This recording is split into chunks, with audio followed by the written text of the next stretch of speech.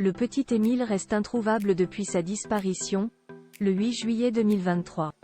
L'entourage de sa famille est, semble-t-il, toujours suspecté par les enquêteurs la suite après la publicité. L'enquête suit son cours mais elle n'en finit plus. Et elle ne débouche, pour l'heure, sur aucun résultat concret. Le petit Émile, 2 ans et demi à l'époque de sa disparition, s'est évaporé du jardin de ses grands-parents, au Haut-Vernay, le samedi 8 juillet 2023.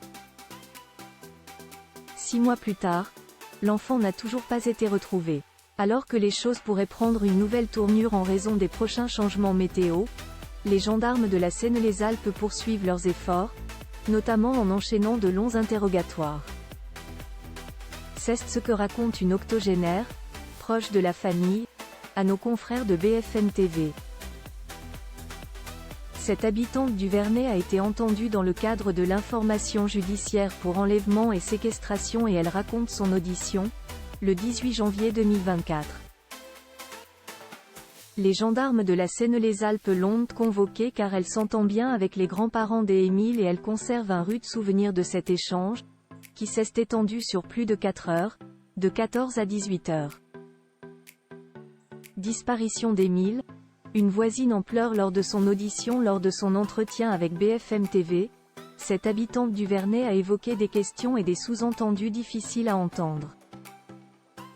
Et elle serait ressortie épuisée, à la limite de la crise de nerfs de la salle des auditions. En arrivant au niveau de son véhicule, elle aurait alors tout lâché. Je pleurais comme une madeleine dans ma voiture, se souvient-elle. Je suis très en colère contre les gendarmes. En parallèle de ces interrogatoires, l'équipe d'investigateurs fait face à un dossier faramineux. L'enquête a pris une autre forme selon le procureur de la République d'Aix-en-Provence, Jean-Luc Blachon. Une forme plus technique, puisque l'enquête de terrain n'a pas permis de déterminer pourquoi et comment l'enfant avait disparu.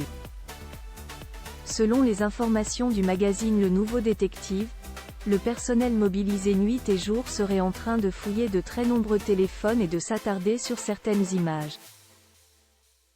Les militaires doivent venir à bout de la liste des 1600 téléphones portables qui ont borné au Haut-Vernay le 8 juillet, expliquait-on. Ils doivent également finir de contrôler les 50 000 photos prises par les caméras des péages des environs. La suite après la publicité. La suite après la publicité.